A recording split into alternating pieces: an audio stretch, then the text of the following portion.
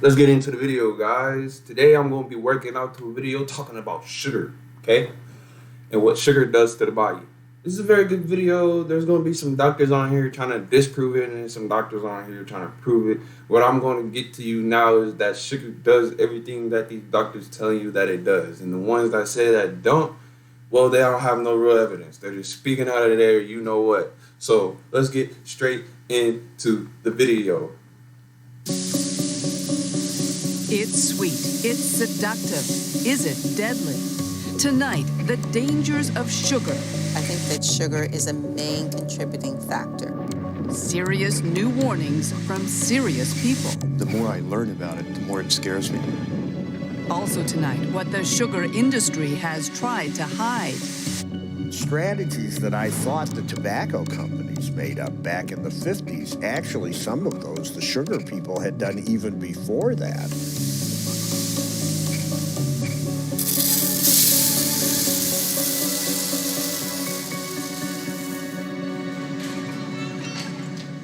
When the Breeden family goes shopping, like most Canadians, they try to buy healthy. Let's go. But like most Canadians, they don't always succeed. They're busy. Meals have to be quick. And then there's keeping the kids happy. It's either Lucky Charms or the mini wheats of chocolate. No, I want the lucky ones. Okay, Lucky Charms? Okay. You want one that looks like half a moon? Or you want A one that lot looks of like what they eat is processed. They assume it's nutritious, but they've never paid much attention to what's in the food they buy, have no idea how much sugar is hidden in it. All right, guys, so I want you to just kind of start by telling me a little bit about some of the groceries that you got today and where... Registered dietitian Jacqueline Pritchard is about to help them figure it out. Have you guys ever taken a look at any of the nutrition labels or really paid The attention label to on this what the Nesquik box cereal says there are 10 grams of sugar in 3/4 of a cup. But whoever eats just 3/4 of a cup? Just check the ingredients now. And how many of those would go into your bowl to make up your bowl of cereal? For me, I'd say probably like eight or nine. Okay. 11. That's a lot of cereal. And as Jonathan Breeden is about to find out, an awful lot of added sugar. So in your serving of cereal, of about 8 of these servings, Yeah. you're looking at about 20 teaspoons of sugar added Yeah, of that's- non-nutritional value. That's a lot. Yeah. So let's start at the beginning. What do we mean when we say sugar? Well, whether it's the white stuff that you bake with or the brown stuff that you sprinkle on your oatmeal, whether it's honey, molasses, syrup, maybe the high fructose corn syrup you've heard of, there's a lot of that in things like pop. Chemically, it's all pretty much the same thing, and we do consume a lot. On average, in this country, 26 teaspoons of sugar per person per day. That's 40 kilos a year, the equivalent of 20 bags. It's what sweetens the products and spikes the profits of some of the most powerful and familiar companies in the world. The food industry is one of the biggest manufacturers in North America, nearly $1 trillion in sales every year. And it couldn't do it without sugar. Sugar is one of the essential basic ingredients used in 99% of the processed foods out there. Former industry executive Bruce Bradley has worked for some of North America's biggest food companies. It's something that can drive a lot of taste in their products and a lot of appeal for consumers. So it's one of the basic building blocks. And make no mistake, the amount of sugar in our food is no accident. The food industry goes to great lengths to figure out what makes us crave a product, the exact combination of ingredients it calls the bliss point. You know, everybody asks, what is the bliss point? Dr. Howard Moskowitz. He's a longtime food industry consultant known as Dr. Bliss.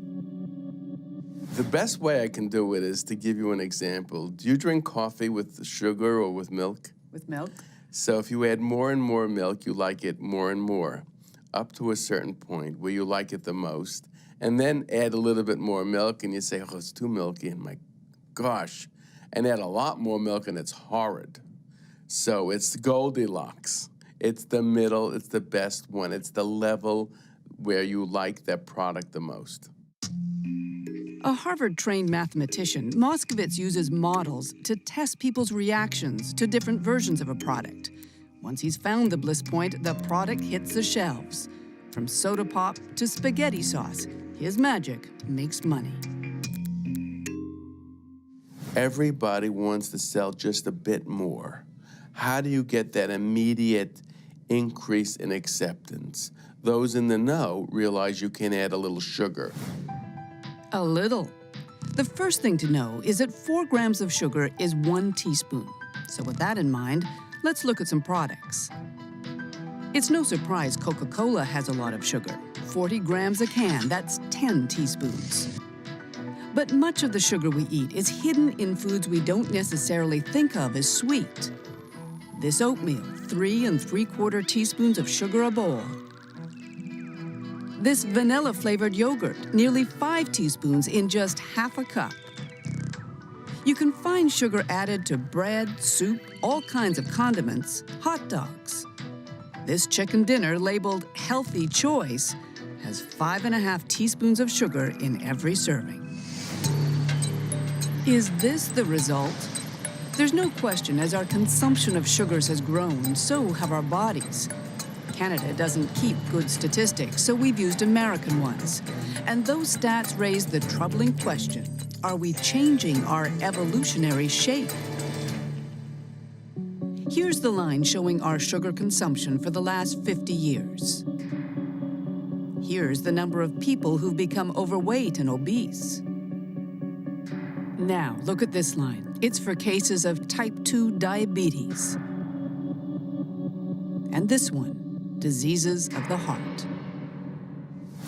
Back in the 80s and 90s, we used to blame a lot of those problems on dietary fat. But then we started taking fat out of our foods. Did the incidence of disease go down? No. So that got a lot of doctors and nutritionists asking why. The answer, according to an increasingly vocal group, is sugar. Which was worse, the sugar or the fat? The sugar 1,000 times over. Robert Lustig, doctor, author, medical professor, and one of the leaders of the anti-sugar campaign. The fact is, our food supply has been altered and adulterated under our very noses and in plain sight over the past 30 years. In addition to treating obese kids, Lustig is a YouTube sensation. His lecture on sugar has been seen by nearly 4 million people around the world, and he doesn't pull his punches. The fat's going down, the sugar is going up, and we're all getting sick. You use words. You use poison. You use toxic. Certainly I use those words, and I mean them. This is not hyperbole. This is the real deal. Everyone thinks that the bad effects of sugar are because sugar has empty calories. What I'm saying is, no, actually, there are lots of things that do have empty calories that are not necessarily poisons.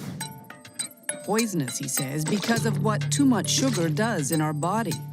So let's take a look at that.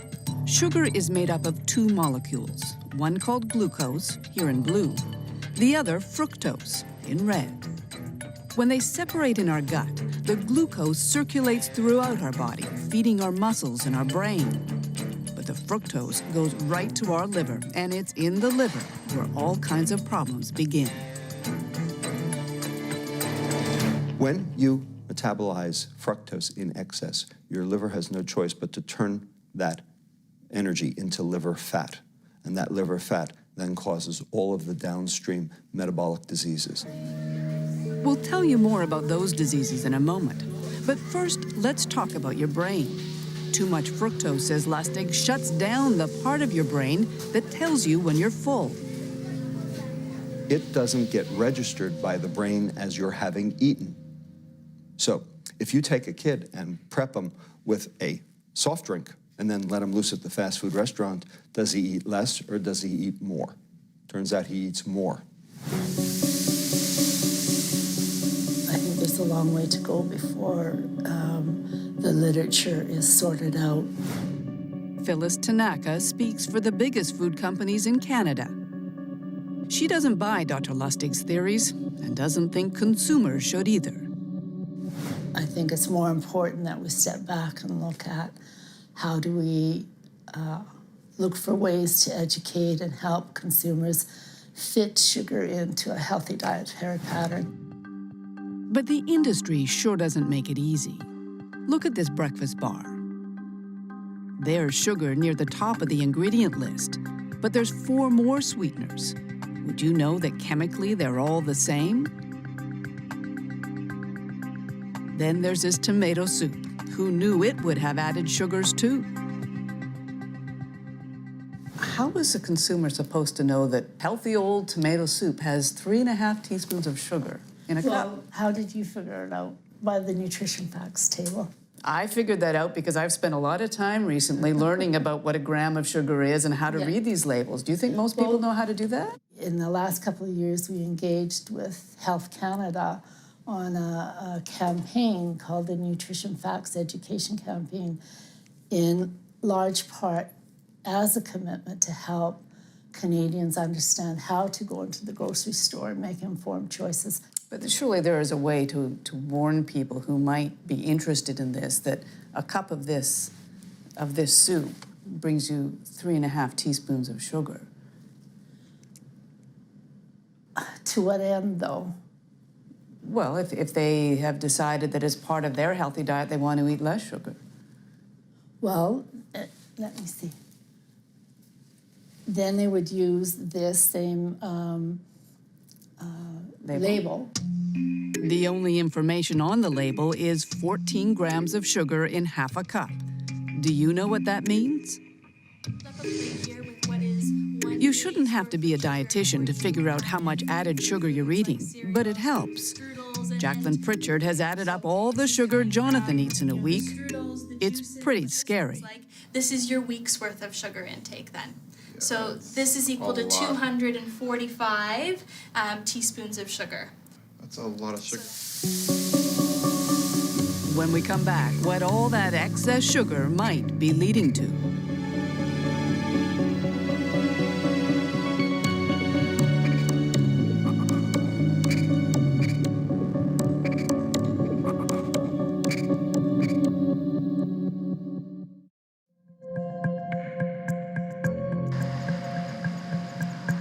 At 2 grams of sugar. For that. Having discovered just how much sugar is in their food, the Breeden family is on a purge. Okay, the Kraft Zesty Italian has the 1 gram of sugar in this one. They're still surprised at the kinds of products that contain sugar. But they're also determined. All of it, out it goes. Of course, they still have to eat. So to help them learn about life beyond processed foods, we've made them a deal. For 3 weeks, we'll provide all of their meals professionally made without any added sugar. They'll stick to the diet and submit to medical tests. Lucky Charms ain't so lucky anymore.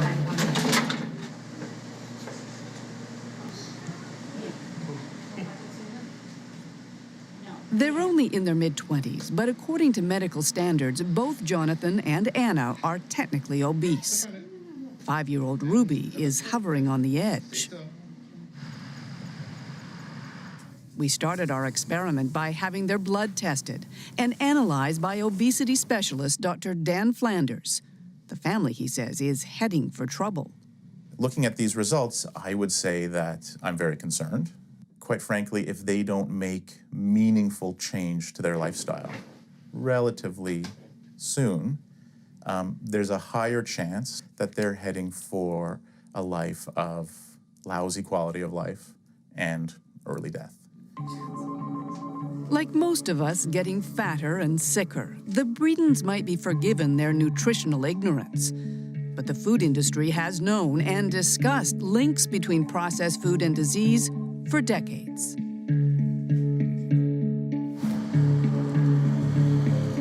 It was Minneapolis, 1999. Obesity was only an emerging problem back then when the heads of America's biggest food companies arrived for a rare meeting.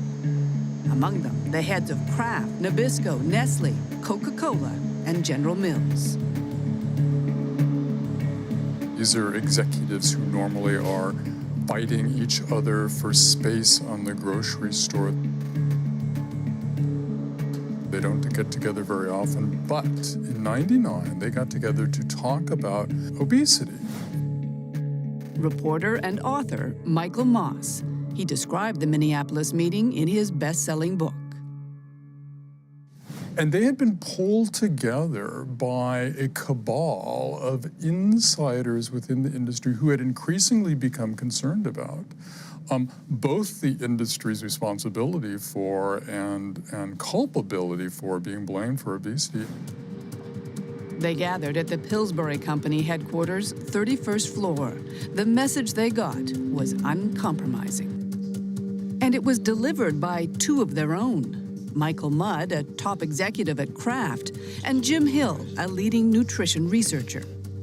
In a slide presentation obtained by the Fifth Estate, the two men gave it to the bosses straight. A national epidemic. There were too many warnings, Mudd told them, before drawing a parallel designed to make them uncomfortable. Tobacco companies had recently settled a massive lawsuit in face of evidence their product caused disease. Did the food industry, he asked, want to be next? If anyone in the food industry ever doubted there was a slippery slope out there, I imagine they're beginning to experience a distinct sliding sensation right about now. Graphics drove home the point.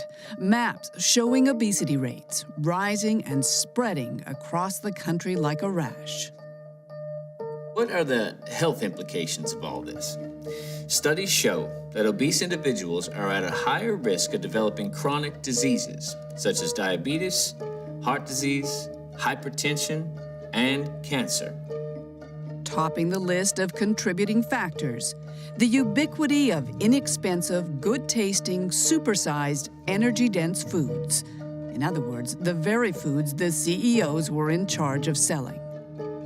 The two men were hoping for money to study the link between food and obesity. Instead, they got a tongue lashing, starting with Stephen Sanger, the head of General Mills. He was rather furious at Mudd for bringing this to them and blaming them for this. And his defense was, look, we already offer consumers a choice. If they want low-fat this or low-sugar that, we have those products in the grocery store. We feel we're already being responsible both to consumers from a health perspective, but also to Wall Street. In other words, they didn't want to know. Now, it's one thing to silence troublesome voices in their own companies. Michael Mudd eventually left the food industry out of frustration. But the people who profit from sugar have proven themselves very adept at crushing dissenting voices everywhere, including in the halls of science.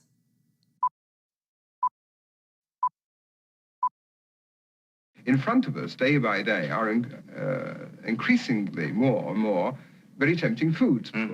His name was John Yudkin, a British nutritionist who in 1972 wrote a book the sugar industry did not like. Pure White and Deadly was a culmination of decades of research, according to his son Michael, that led Yudkin to what were then controversial conclusions. He started to wonder late in the 1950s whether sugar might be a culprit in the increase in heart disease. More significant than fat, which was the prevailing opinion at the time. More significant than fat, certainly more significant than fat, but that sugar was also involved in a number of other undesirable conditions, particularly diabetes and obesity. That thesis soon put Yudkin in direct conflict with Big Sugar's biggest apologist, this man, American nutritionist Ancel Keys. Keys would later be exposed as having been funded by the industry, but not before he helped destroy John Yudkin's reputation. And as early as the 1950s, he had started producing publications suggesting that dietary fat was a problem. Award-winning science writer and author, Gary Taubes. Keys successfully managed to detain Yudkin with this smell of quackery. And from then on in, anyone else for the next 20, 30 years who did research on sugar was accused of being just like Yudkin. There was a systematic campaign to discredit or ignore his work. Because of the actions of the sugar industry in the 70s, virtually no research was funded. This idea that if you study sugar, you're just like Yudkin and he was a quack. But that's remarkable. I mean, what you're saying, scientific investigation into the link between sugar and disease ground to a halt? It ground to a halt. When we return, the science is back. What happens when you take healthy students and feed them too much sugar?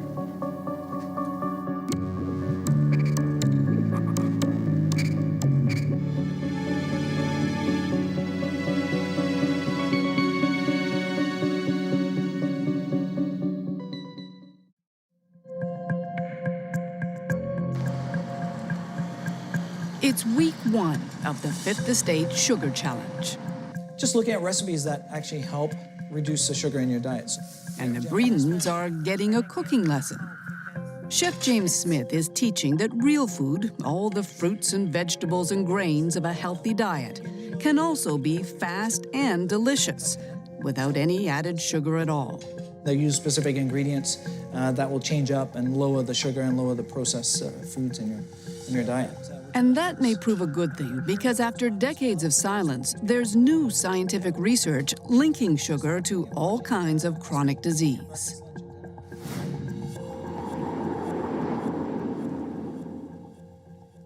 Jonathan's blood work suggests he may be on the verge of getting one. Dr. Dan Flanders. His results suggest that he's pre-diabetic, that his levels have been high, and that if we don't make some changes to his lifestyle soon, diabetes is coming. Today in North America, it's estimated more than 100 million people are diabetic or pre-diabetic. Dr. Robert Lustig is quite sure he knows why. So I can actually categorically say to you that sugar is the proximate cause of diabetes worldwide. And we have hard and fast data to show that. His data come from his own study, done over a decade, comparing diabetes rates in 175 countries with people's diets. And we ask the question, when you adjust for all of the factors that we know are relevant, what about the food supply predicts diabetes rates worldwide? Answer, sugar, and only sugar. These studies are generally considered a very weak level of evidence. A lot of other things have happened at the same time. Toronto researcher Dr. John Sievenpiper. He argues Lustig's methodology is seriously flawed. Methodologists would tell you there's a lot of potential bias. And I could give you one example. Over the same time as sugar has gone up, so has bottled water. But there's no real biological plausibility in the link between bottled water and overweight and obesity. So it's not, I don't think, a sound finding. But we have to be careful in putting too much of the biological plausibility and wanting to believe patterns that we see. His point is it's hard to know what causes disease, and ethically you can't induce it to find out. But you can test for markers, warning signs that disease may be coming. And that's what they're doing here at the University of California at Davis.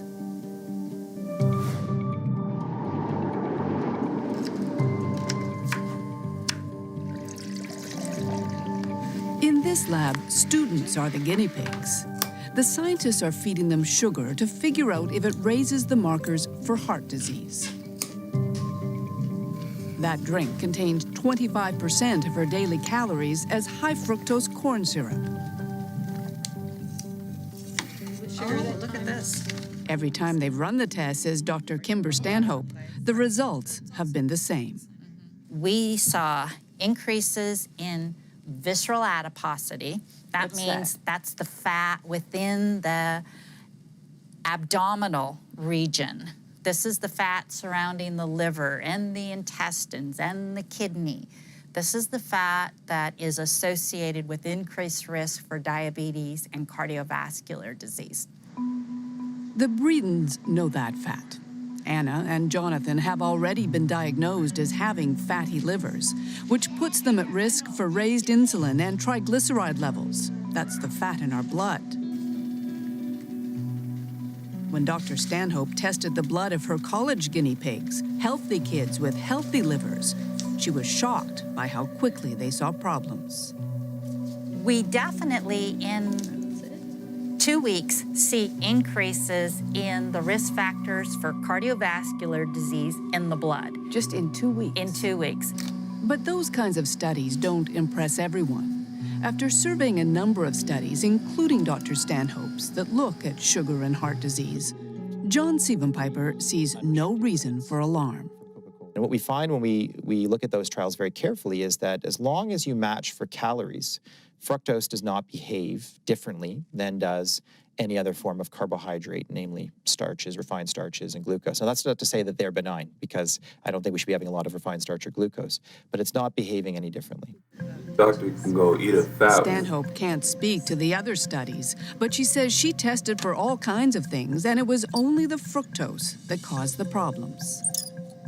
If I had results as strong with regard to a food additive, a brand new food additive, and then I started producing these results, that additive would get pulled pretty quickly. That's how strong these results are? I think they are. In the world of cancer research, Lewis Cantley is a rock star. 5 years ago, the Cornell University professor was chosen to head a scientific dream team, a group of America's top cancer specialists brought together to supercharge the search for a cure. His findings may not be embraced by everyone, but in the cancer world, when Cantley talks, people listen.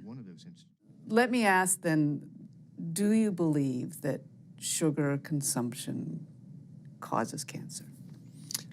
Yes, I think that eating too much sugar can definitely increase the probability of cancer and also make the outcome of people who already have cancer worse. So how? Well, let's review what sugar's made of. 1 molecule glucose and 1 fructose. We know that when there's too much fructose in the liver, it sets off a chain reaction. The pancreas produces more insulin. What Cantley now believes is that excess insulin changes cancer tumors, telling them to gobble up the glucose. What we're now learning is that some of the cancers, particularly those cancers that correlate with obesity and diabetes, often have insulin receptor on the cancer cell. The tumor, by expressing the insulin receptor, tricks the glucose into going into the tumor rather than the muscle and fat. And as a consequence, the tumor can use that glucose as a fuel to grow. So if sugar can fuel existing tumors and make them I'll pay attention. grow, can it also cause tumors to form in the first place? The science on that isn't as clear yet, but Cantley's taking no chances. It scares me, yes. I think if definitely, for example, I don't, I'll eat fruit. Fruit has sugar in it, obviously. But if I can avoid any sugar at all in any drinks that I drink or foods, I try to avoid processed foods because it's hard to find one that doesn't have sugar in it. I certainly avoid sugar when I can.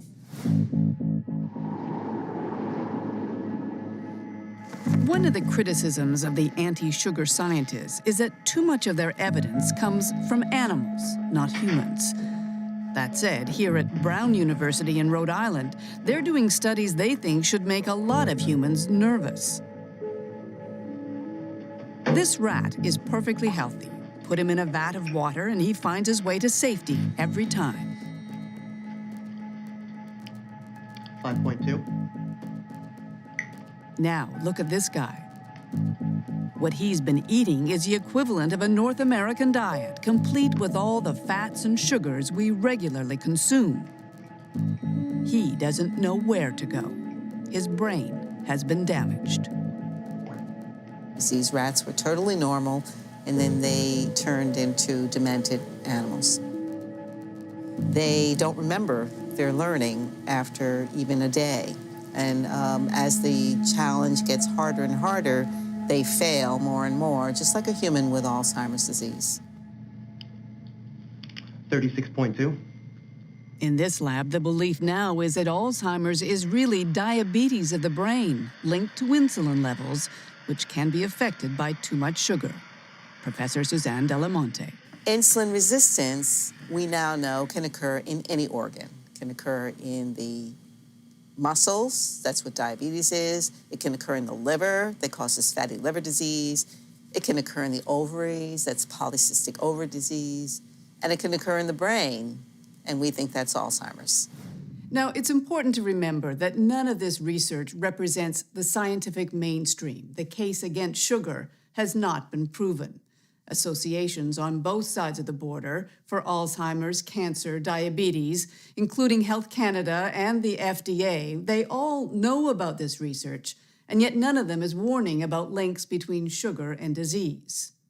But there is one important group that is raising the alarm.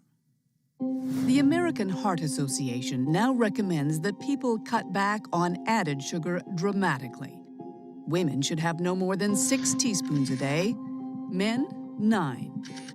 Don't forget the total sugar intake in this country per person is 26 teaspoons a day. And yet, the Canadian food industry remains unimpressed.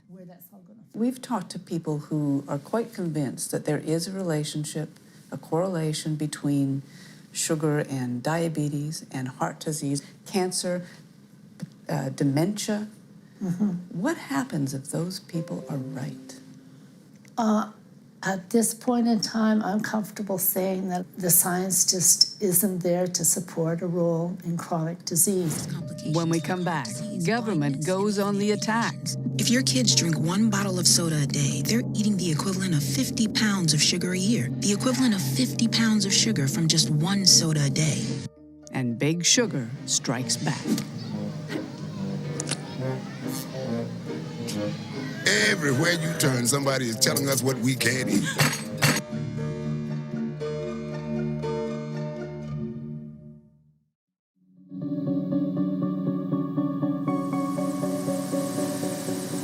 Worldwide, there are few industries more powerful than the processed food industry, or the sugar industry that feeds it. And yet, for all their power, we know remarkably little about how they work. Kristen Cousins is determined to change that. As a community care dentist in Colorado, she'd always been interested in sugar. But it wasn't until she unearthed a stash of documents from a sugar company that had gone out of business that she got a peek into a very secretive world. The first folder that I pulled out opened up to a memo, the blue letterhead of the Sugar Association, and it had the word confidential underneath the letterhead. And I just looked at that and oh my God, what have I found? What she'd found was a directive from the 70s, a memo to industry executives about a newly published scientific white paper, a paper that concluded sugar was not only safe, but important. It was clear after reading further that the Sugar Association had funded this white paper called Sugar in the Diet of Man, and they were trying to make it appear that it was an independent study. Among the more than 1,500 pages she uncovered, there were some Canadian ones too. An account of a sugar industry meeting in the 70s in Montreal that included frank talk about heart disease. The greatest threat to sugar consumption is in the field of nutrition, it says, more particularly in view of comments that have been recently made on the influence of sugar in atherosclerosis. So they were worried. They were worried as far back as 1971. What does that say to you? They've known for a long time. So I took this paper and crossed out where it said tobacco and put in sugar and looked to see if I could find similar tactics that the sugar industry was using. Today, Cousins is pursuing her research at the University of California in San Francisco. And she's doing it under the tutelage of someone to whom it all sounds familiar. The amazing thing I learned from her was the strategies that I thought the tobacco companies made up back in the 50s. Actually, some of those the sugar people had done even before that.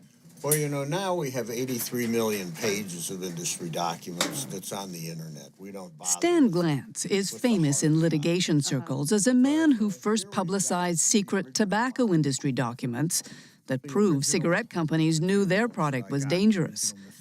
In the new sugar documents, he sees lots of parallels.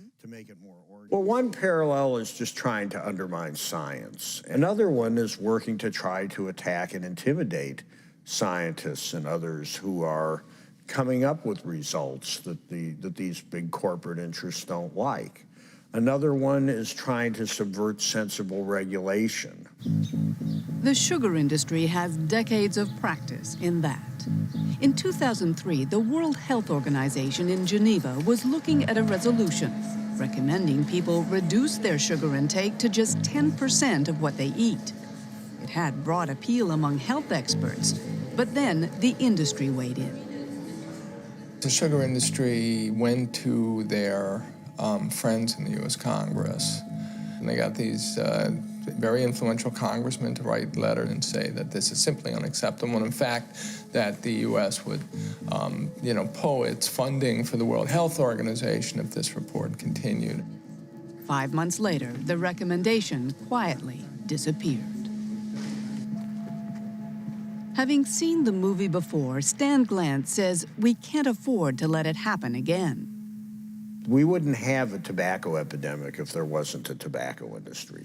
We wouldn't have an obesity epidemic if there wasn't an industry that was making a lot of money selling sugar and fat and salt and things like that. And to me, the bottom line is that one of the key disease vectors for non-communicable diseases is big corporations. And I think we're going to have to get these big corporations under control. It has become a bit of a moral issue. When you see... Okay, guys, that's basically the video. There's going to be people on here basically talking ethics here and saying how they're doing me wrong. But what I want to get to you guys is, for the people that honestly don't believe that sugar is a bad thing, I'm going to go back to this chart that was around like 5 minutes.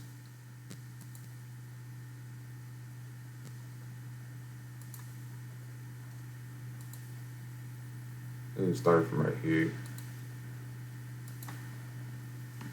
Basically talking about obesity and when sugar came into the equation and yada, yada, yada. You feel me?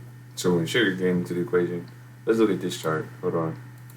So this chart right here is him talking about, get off my screen.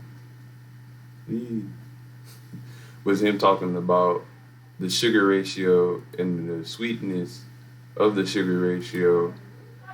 Oh wow, I'm getting these ads like crazy. So the sugar ratio, and how people like their milk, and if it's too milky, yada, yada, yada. Basically getting you to come back to get some more.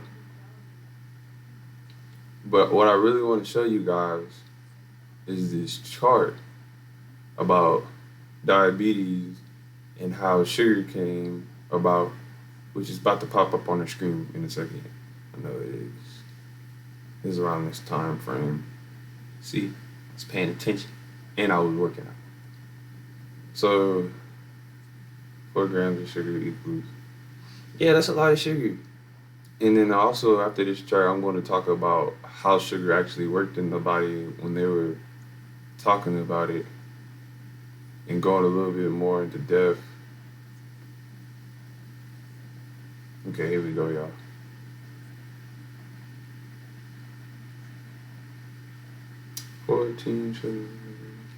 Sugar, just a spoonful of the sugar mixed in medicine.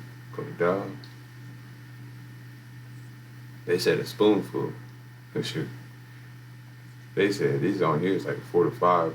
Look at all these products that got a whole bunch of sugar in it. Oh my goodness. Where is this dang chart?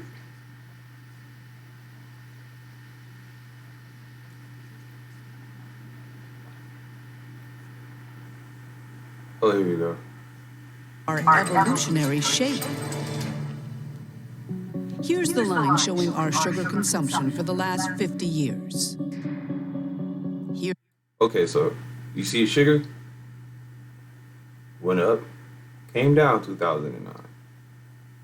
That's around Obama and his wife putting the restrictions on school to sell all those fatty foods. There's the number of people who've become overweight and obese.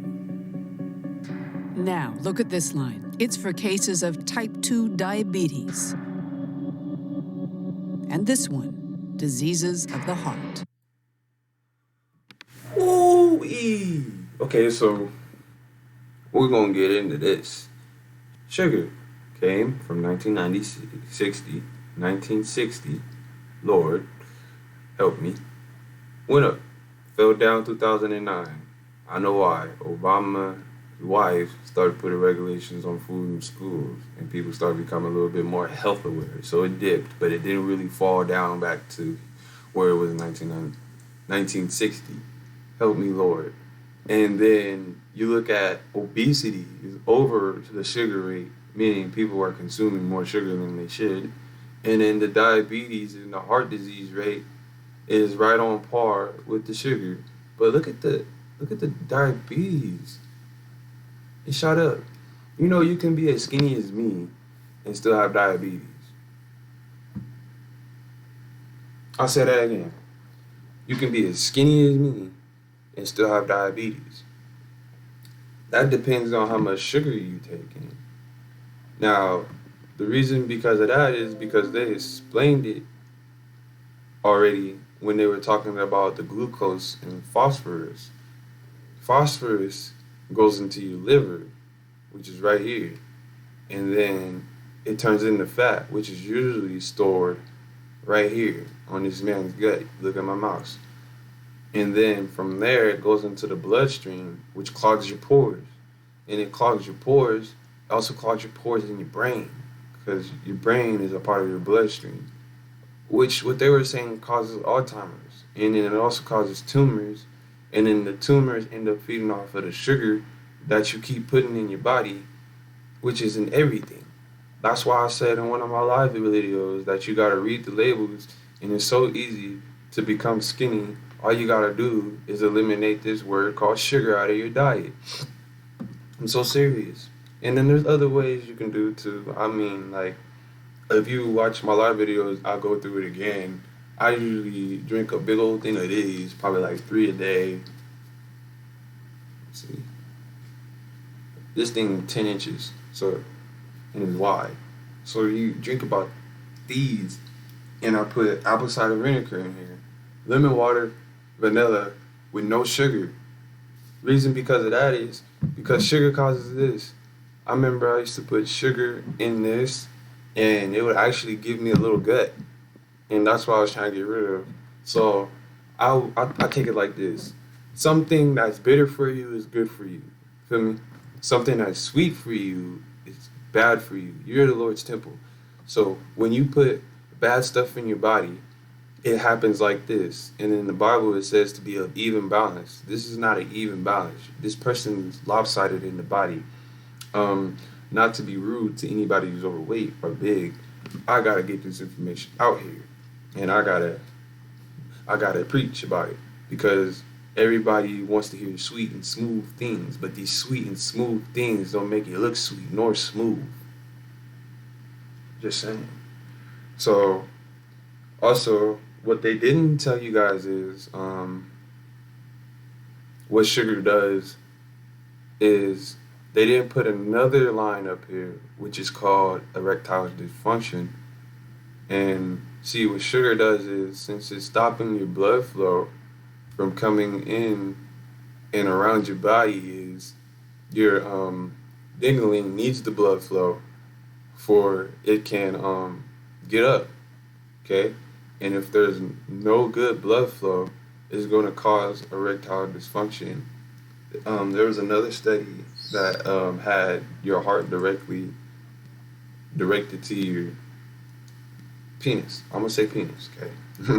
And if your penis wasn't getting up, that was a sign of heart disease, diabetes, and not necessarily obesity, because you can have diabetes and not be obese. Okay, it's a thing. high blood pressure, and all that. So what I want you guys to get from this is watch what you eat, look at the back of labels, and I'm not doing these videos for my health because I already know health. Your muscles need it. Literally with that rat, that was a true thing. You eat a lot of sugar, you don't feel like doing anything. It's what happens. And it's not good for you to have sugar in your body. Hold on this thing. So that was the video, guys. Like, comment, subscribe, ring the bell. Please like, because when you like, it pushes this video further in the algorithm for people can get this message and they can see that sugar is literally hurting them. And also, women, sugar causes cramps for you people. So I see a lot of people on Twitter talking about I'm getting all these bad cramps. Well, sugar is the main cause of that. Underlying sugar also does a lot of other things to women too. I'm gonna go kill that bird. So like, comment, subscribe, like the video, dislike the video, I don't care. I got a bird to kill. Peace, family.